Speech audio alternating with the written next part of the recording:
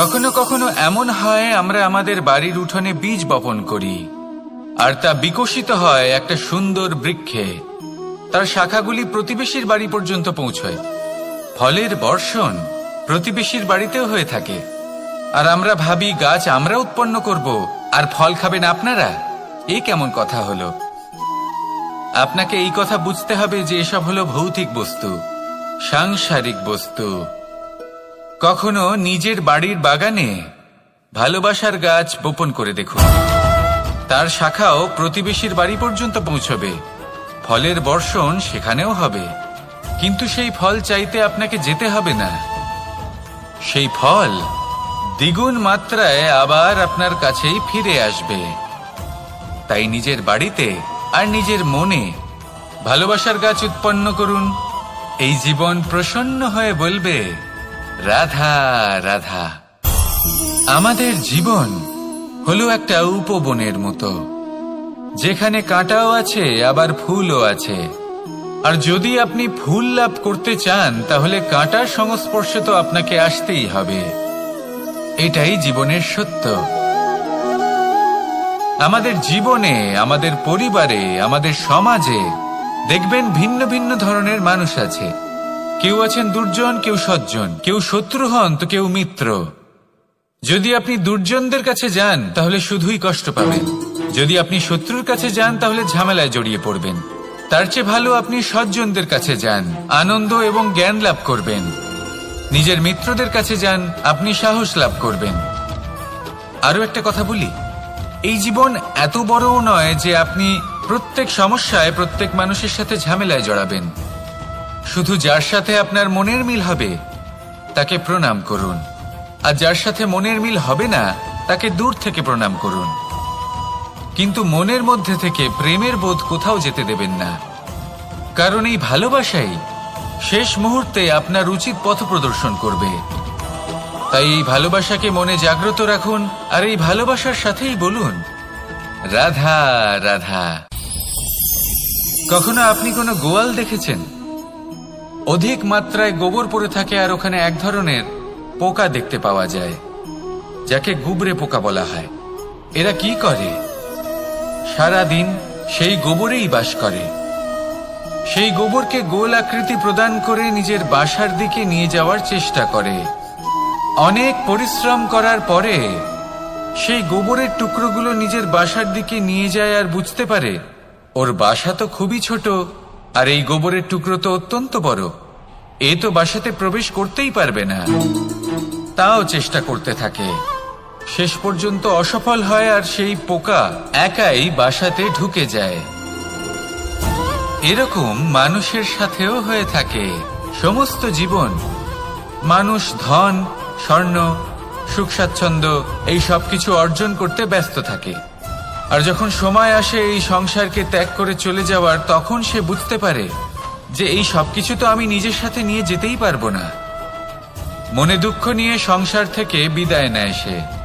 তার বদলে যদি মানুষ কোনো নির্ধন ব্যক্তিকে সাহায্য করে দেয়, কোনো দুঃখী ব্যক্তিকে হাসাতে চেষ্টা করে, তাহলে মনে সন্তোষ নিয়ে সংসার ত্যাগ করতে পারে। এই জীবনে ধন, স্বর্ণ, সুখ স্বাচ্ছন্দ্য অতি আবশ্যক, কিন্তু এগুলোই বাস্তব সম্পত্তি নয়। তাহলে কি এই বাস্তব সম্পত্তি সেটা বুঝতে শিখুন আর আমার সাথে ভালোবেসে বলুন, রাধা রাধা। আপনার থেকে বড়, আপনার থেকে মহান হলেন সেই গুরু। এটা কি আবশ্যক যে সেই গুরু কোনো ব্যক্তিই হবেন? কখনোই নয়। গুরু হলেন একটা তত্ত্ব, গুরু হলেন একটা শক্তি।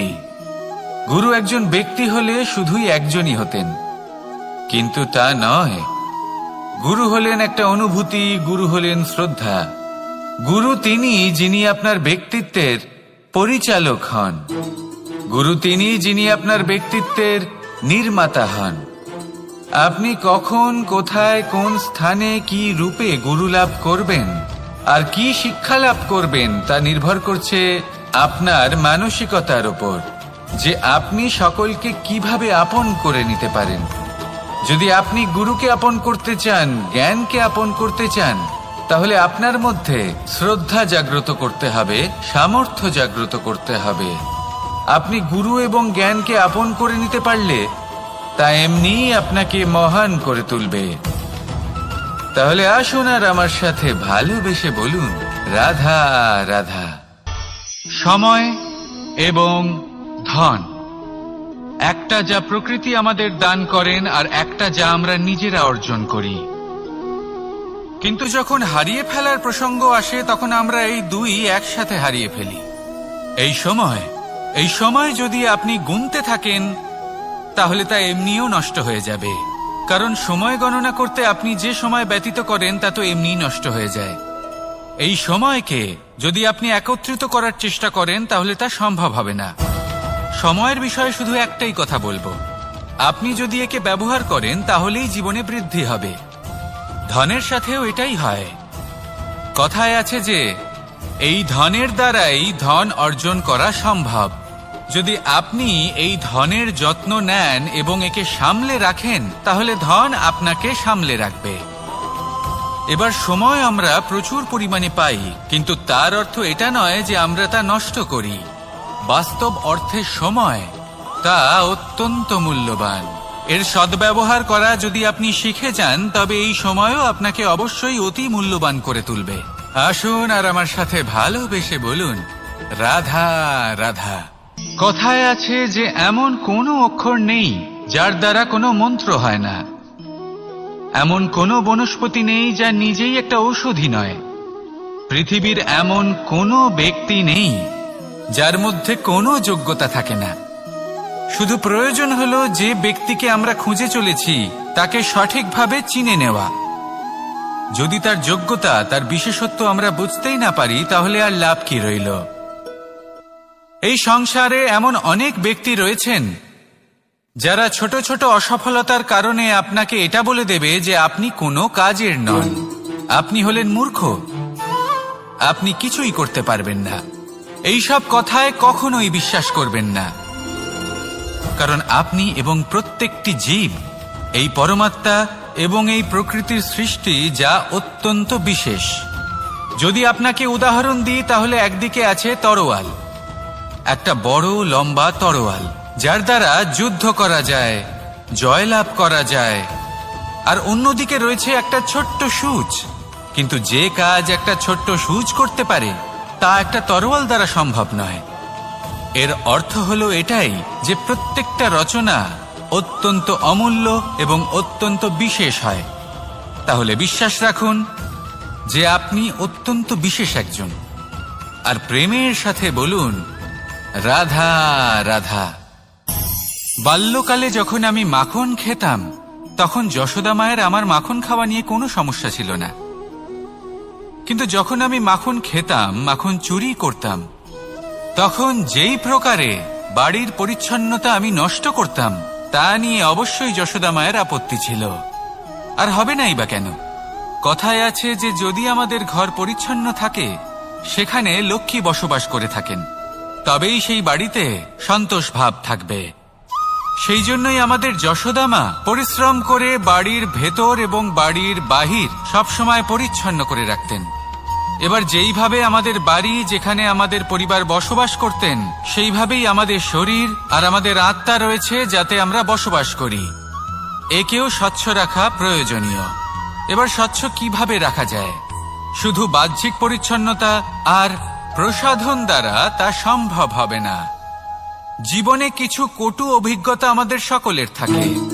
সেই কটু অভিজ্ঞতাগুলির কারণে আমাদের মন, আমাদের আত্মা মলিন হয়ে যায়। এই মালিন্য থেকে আমাদের আত্মাকে মুক্ত করা অত্যন্ত প্রয়োজনীয়। এই স্বচ্ছতা অত্যন্ত প্রয়োজনীয়। আর আমাদের এই মন মালিন্য থেকে মুক্ত হতে পারে শুধুমাত্র প্রেম এবং করুণার দ্বারা। তাই সকলকে ভালোবাসতে থাকুন আর মনের মধ্যে করুণার বোধ জাগ্রত করুন। কারণ যেইভাবে বাড়ি পরিষ্কার থাকলে তাতে লক্ষ্মী বসবাস করেন, সন্তোষবোধ বজায় থাকে, সেইভাবেই যদি মন স্বচ্ছ থাকে তাহলে তাতে সন্তোষও থাকবে, শান্তিও থাকবে। তাহলে ভালোবাসতে থাকুন, মনের মধ্যে করুণাবোধ জাগ্রত করুন আর আমার সাথে ভালোবেসে বলুন, রাধা রাধা। আপনি কখনো রেশমের কীট দেখেছেন? নিজের সুরক্ষার জন্য সে নিজের লালা থেকে একটি সুতো উৎপন্ন করে আর সেই সুতো দ্বারা নিজেকে পেঁচিয়ে নেয় প্রকৃতি এবং অন্য জীবজন্তুর হাত থেকে সুরক্ষার জন্য। কিন্তু যখন সেই সুতো শুকিয়ে যায় তখন কি হয়? তা একটা খোলসে পরিণত হয়, এত সবল হয়ে যায় যে সেই রেশমের কীট তা ভেঙে বাইরে বেরিয়েই আসতে পারে না। শেষ পর্যন্ত এই কারণেই সে মৃত্যু লাভ করে। এবার যদি একটা প্রজাপতির কথা বলি, তাহলে প্রজাপতি কি করে? যখন সে উড়তে চায় সে নিজেই নিজের খোলস ভেঙে ফেলে, সে তার পাখনা মেলে আর তারপর সে আকাশে উড়ে বেড়ায়। এটাই হলো শিক্ষা আমাদের জন্য। যদি আমরা আকাশে উড়ে বেড়াতে চাই তাহলে আমাদেরকেও অন্তর থেকে সেই খোলস ভাঙতে হবে, অর্থাৎ নিজেদেরকে বন্ধন থেকে মুক্ত করে দিতে হবে। সুরক্ষার জন্য কোনো বাঁধনে জড়িয়ে পড়া এ হলো সবথেকে বেশি অসুরক্ষিত কার্য। জীবনে সুরক্ষার ভয় থাকাটা উচিত, কিন্তু তা যদি অত্যাধিক হয়ে যায় তাহলে তা আপনাকে এতটাই দুর্বল করে দেবে যে আপনি নিজেরই সুরক্ষার চক্র ভেঙে বেরোতেই পারবেন না। যদি আপনি নবনির্মাণ করতে চান তাহলে আপনাকে নিজের এই সুরক্ষা কবচ ভেঙে বেরোতেই হবে, সাহসের সাথে পরিশ্রম করতে হবে। আর যদি আপনি এটা করতে পারেন তাহলে আপনার উড়ান কেউ আটকাতে পারবে না। আসুন আমার সাথে ভালোবেসে বলুন, রাধা রাধা।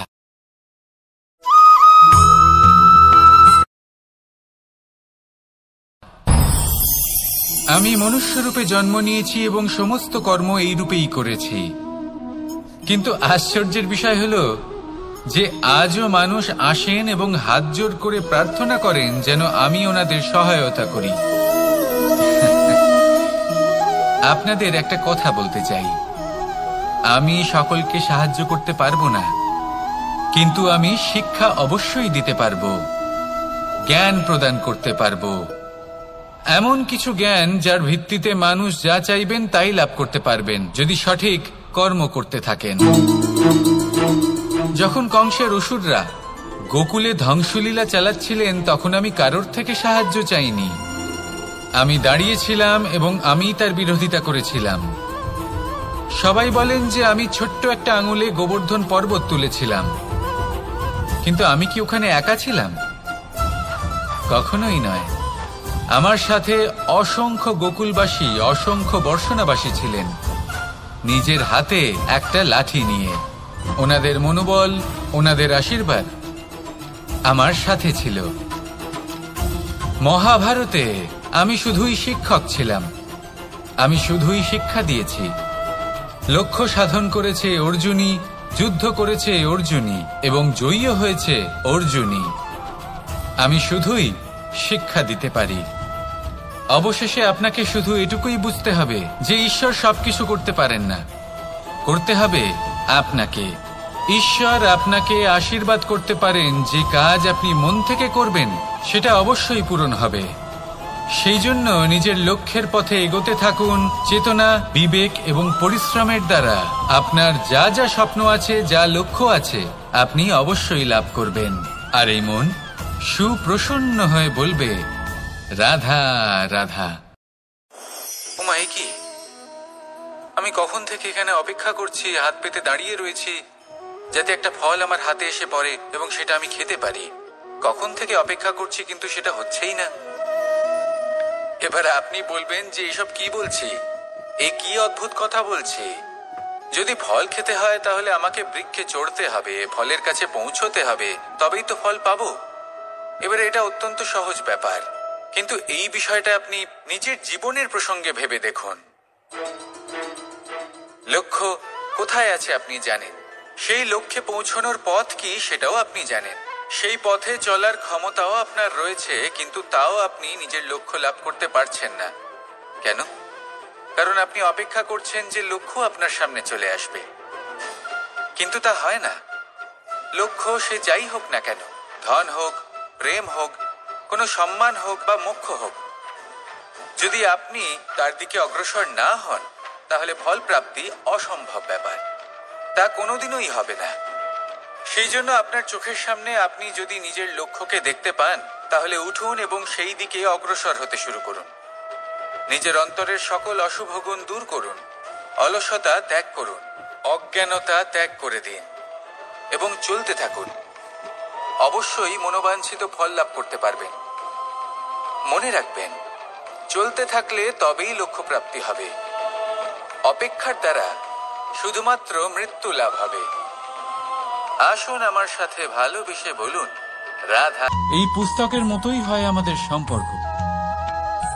তার সেই এক পাতা, একটা ভুল। তাই যে কোনো সম্পর্কে যদি কারোর কোনো ভুল হয়ে গিয়ে থাকে তাহলে সেই ভুলকে সম্পর্ক থেকে দূরে করা সঠিক হবে। সেই ভুলকে ভুলে যাওয়াই সঠিক হবে। সেই সম্পর্ক ভাঙা নয়, সেই সম্পর্ক সামলে রাখুন। কারণ ভুল তো সবার দ্বারা হয়। যদি এরকম করেন তবেই জীবনরূপী পুস্তক আরো সুন্দর হয়ে উঠবে।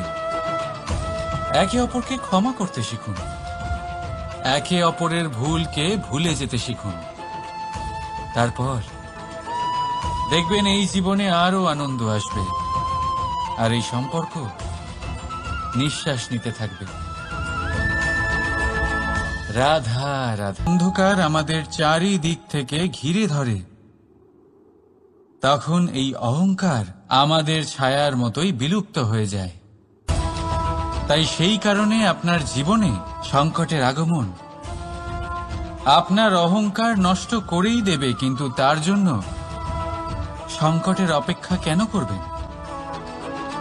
এই অহংকারকে বাড়তেই দেবেন না, উৎপন্ন হতেই দেবেন না।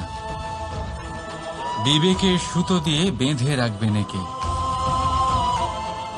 দেখুন, আমি শ্রেষ্ঠ, এটা বিশ্বাস করতে কোনো আপত্তি নেই, কিন্তু শুধুমাত্র আমি শ্রেষ্ঠ, আর কেউ নয়। এই আত্মসম্মান নয়, এ হলো অহংকার। আর অহংকার আর কিছুই নয়, শুধু পতনের দিকে প্রথম পদক্ষেপ। আর এই জীবনে পতনের দিকে নয়, প্রেমের দিকে এগিয়ে যান। আর আমার সাথে ভালোবেসে বলুন, রাধা রাধা। আপনি কি কখনো ফলে ফুলে পরিপূর্ণ বৃক্ষ দেখেছেন? তার ডালগুলো কিরকম স্বাধীনভাবে বেড়ে ওঠে, কিন্তু যদি এই ডালগুলো মূলের সাথে ঠিকভাবে যুক্ত না থাকে, সেই বৃক্ষের মূলগুলি গভীর না হয়, তাহলে কি হবে? তাহলে কি সে সেই সব সুবিধা পাবে? কখনোই নয়। সেই বৃক্ষের ডাল পড়ে যাবে, সেই বৃক্ষ ভূমিষ্ঠ হয়ে যাবে। ঠিক সেইভাবেই চিন্তাভাবনার স্বাধীনতার আনন্দ আপনি তখনই আস্বাদন করবেন যখন আপনার শিক্ষা গভীর হবে। করুন, শেষ পর্যন্ত কারা এই কয়েকজন মানুষ? এই সংসারে প্রতিটি মানুষেরই নিজের আলাদা আলাদা ব্যক্তিত্ব আছে, আলাদা দৃষ্টিভঙ্গি আছে।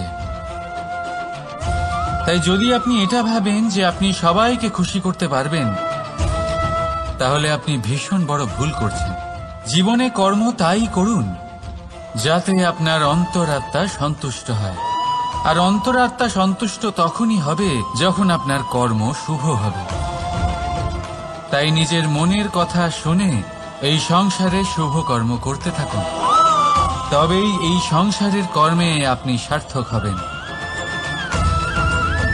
রাধা রাধা।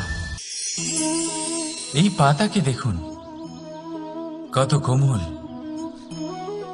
কত শীর্ণ। যদি এর উপরে একটুও জোর খাটান, বেঁকে যাবে। পাতা তো এরকমই হয়, একটু জোর খাটালেই তা বেঁকে যায় এদের নমনীয়তার জন্য।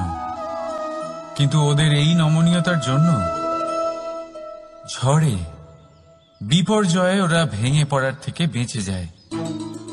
যদি এদের বদলে কোনো দৃঢ় বৃক্ষ হয়, তখন হাওয়ার তীব্র গতি সে সহ্য করতে পারে না, তার সম্মুখীন হতে পারে না, ভেঙে পড়ে যায় সে।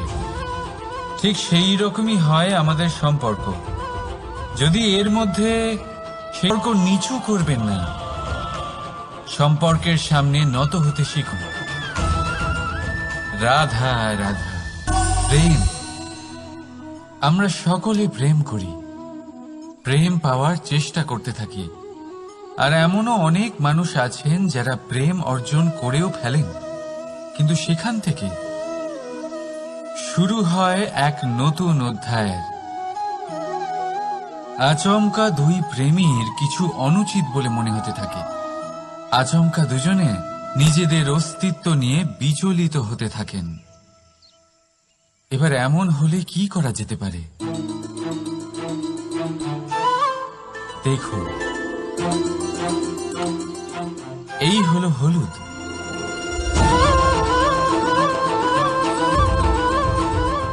আর এই হলো চুন।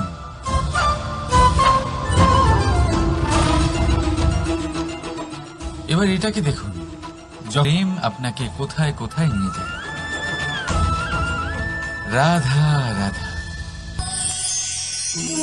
এই সংসারে অসংখ্য মানুষ অর্থ আর সামর্থ্য দিয়ে মূল্যায়ন করেন যে কোনো মানুষের, নিজেদেরও আর অন্যদেরও।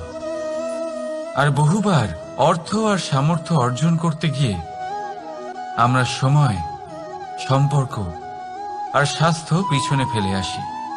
আমরা তার খেয়াল রাখি না। ভাবি যে একবার এই অর্থ আর সামর্থ্য অর্জন করে নেওয়ার পর তারপর সময়ও আমাদের কথা মতো চলবে, সম্পর্কগুলো আরো মধুর হয়ে যাবে, আর স্বাস্থ্যও আমাদের হাতের মুঠোয় থাকবে। কিন্তু এই অর্থের জন্য যখন আমরা এই তিনটেই হারিয়ে ফেলি, তখনই আমরা বুঝতে পারি যে আমরা কতটা অর্থহীন ছিলাম। আর তারপরে সংসারের সমস্ত অর্থ সংগ্রহ করে নেওয়ার পরেও আপনি আপনার ফেলে আসা সময় কখনোই ফেরত পাবেন না, না সেই সম্পর্ক আর না সেই স্বাস্থ্য। সেই জন্য এই তিনটির মূল্যই বুঝে নিতে শিখুন অনেক দেরি হয়ে যাওয়ার পূর্বে।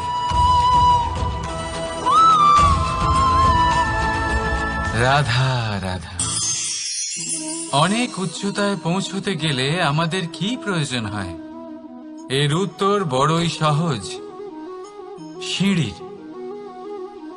এবার এর মধ্যে একটা গভীর রহস্য লুকিয়ে আছে। আমরা যখন দ্রুত সিঁড়ি দিয়ে উঠি, তখন কাউকে পেছনে ফেলে এলে তখন তাকে দেখে কি আমরা ছোট মনে করি? তাকে কি আমরা নিচু নজরে দেখি? যদি কাউকে ধাক্কা দিয়ে আমাদের এগোতে হয়, তাকে দেখে কি আমরা উপহাস করি? যদি আপনার উত্তর হ্যাঁ হয়, তাহলে এটা আপনার বড় ভুল। আপনার সিঁড়িতে যার সাথেই দেখা হোক, মধুর সম্পর্ক বজায় রাখুন, স্নেহময় ব্যবহার করবেন তার সাথে, বিনম্র থাকবেন। কারণ যে সিঁড়ি দিয়ে আপনি উঠছেন, মনে রাখবেন সেই সিঁড়ি দিয়ে আপনাকে নিচেও নামতে হবে। যদি এই সিঁড়ি না থাকে, তাহলে নিজের বিজয় উৎসব অবশ্যই পালন করবেন, কিন্তু যারা পিছনে থেকে যায় তাদের নিয়ে উপহাস কখনো করবেন না। রাধা রাধা। ভাবুন, আমি কি করছি? আমি স্নান করতে চেষ্টা করছি। এই সরোবরে আমি আমার প্রতিচ্ছবি দেখতে পাচ্ছি। এবারে আমি যদি মনে মনে একথা ভেবে নিই যে আমার প্রতিচ্ছবির স্নান করা এর অর্থ হলো আমার শরীরে স্নান করে নেওয়া, সেটা কি সঠিক হবে? এমন কি সত্যি হয়? না, কখনোই না। কারণ আপনার শরীর কথাগুলোর সম্পর্ক আছে আমাদের জীবনের অভিজ্ঞতার সাথে। আমাদের জীবনের এই অভিজ্ঞতা অত্যন্ত গুরুত্বপূর্ণ হয়। কিছু মানুষ এমন আছেন যারা সংকটের সম্মুখীন হতে চান না, কঠিন পরিস্থিতির সম্মুখীন হতে চান না, সেইগুলোর থেকে দূরে পালান, আর তার সাথে এটাও আশা করতে থাকেন যে বড় বড় সংকটের সম্মুখীন হওয়ার অভিজ্ঞতা আপনা আপনি হবে, সেই সাহস আপনা আপনি চলে আসবে। কিন্তু এটা কখনোই হয় না। তাই সংকটের সম্মুখীন হন, তার থেকে দূরে না পালিয়ে। কারণ এই অভিজ্ঞতা বসে বসে কখনোই হয় না। তার জন্য আপনাকে সেই পথেই চলতে হবে যেখানে সংকট আছে, বাধা আছে, কঠিন পরিস্থিতি আছে, আর সেই পথে নির্ভয় হয়ে চলতে হবে। তার সম্মুখীন হতেই হবে। তারপর দেখবেন সেই পথে আপনার শক্তি, আপনার সাহস আপনার জন্য অপেক্ষা করছে। রাধা রাধা। ফলটা দেখছেন আপনি? এটা সেই ফল যেটা গাছের সবচেয়ে উঁচু ডালে পাওয়া যায়, কিন্তু যখন এটা খসে পড়ে তখন এটা আকাশের দিকে যায় না যা ওপরে আছে, সে যায় সেই ভূমির দিকে যে নিচ থেকে তার দিকে তাকিয়ে থাকে। কেন? কারণ এই ফলের নিজের উচ্চতার ধারণা মাটির থেকে নিজের দূরত্ব দেখে হয়। এই ব্যাপারটাই আমাদের মানুষের জন্যও খাটে। যদি আপনি সম্পন্ন হন তাহলে তাদের সাহায্য অবশ্যই করবেন যাদের সামর্থ্য আপনার থেকে কম, যাদের সাহায্যের অত্যন্ত প্রয়োজন। আপনার সামর্থ্য বেশি কারণ তাদের আপনার থেকে সামর্থ্য কম। দেখুন, জীবনে আনন্দ শুধু বড় হওয়ায় নয়, বরং তাদের সাহায্য করেও আছে যারা কোনো কারণবশত আপনার থেকে নিচে রয়ে গেছেন।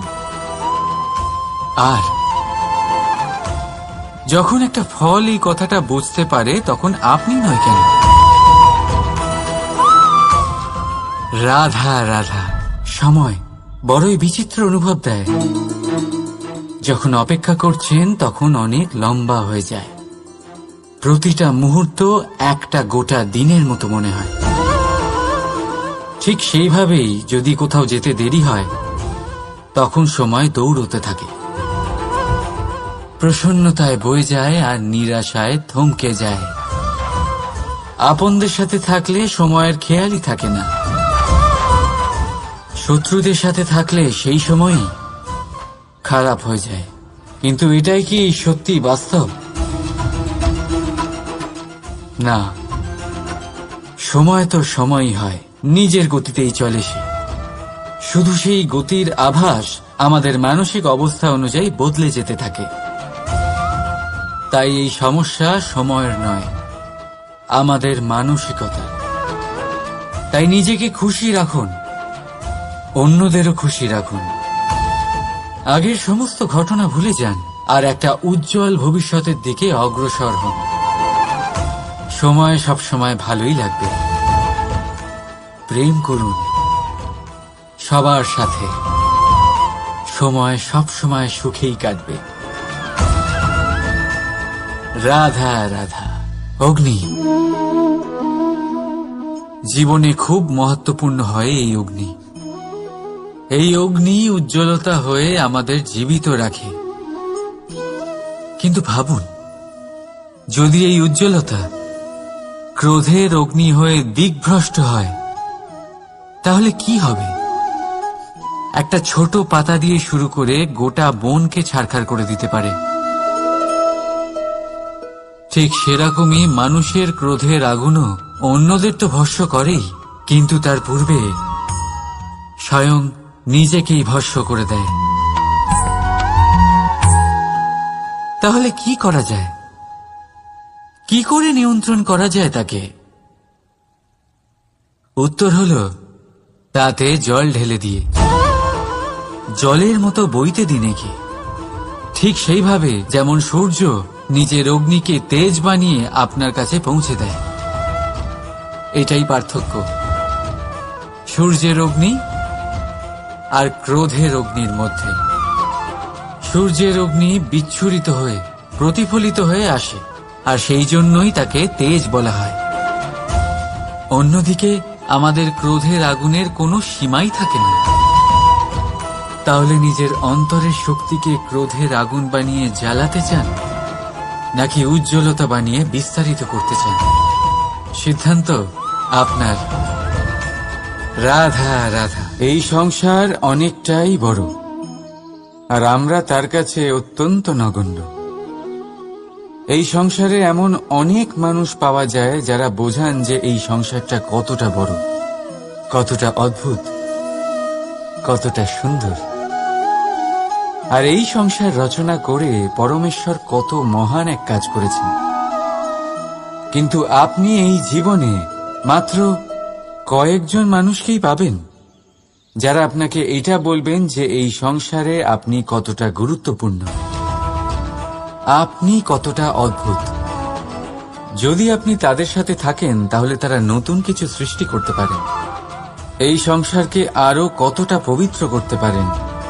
তাই এই সংসারকে গুরুত্ব না দিয়ে সেই মুষ্টিমেয় কিছু মানুষকে গুরুত্ব দিন, কারণ তারাই হলো আপনার আপনজন, আর তারাই আপনাকে সঠিক পথে চালিত করবে। মানুষকে তো বর্ষার স্রোতও বয়ে নিয়ে যেতে পারে, তাকে সাগরও ডুবিয়ে দিতে পারে, কিন্তু গঙ্গা জল সবচেয়ে বেশি শুদ্ধ, কারণ তার কয়েক ফোঁটা মানুষকে মুক্ত করে দেয়। রাধা রাধা। এ হলো একটা পাতলা সুতো। ভাবছি যদি এটা দিয়ে আমি পোশাক বানাই তাহলে নিজের জন্য কত সুন্দর একটা পোশাক বানাতে পারবো। দেখুন, এই সুতো জোড়া লেগে গেল।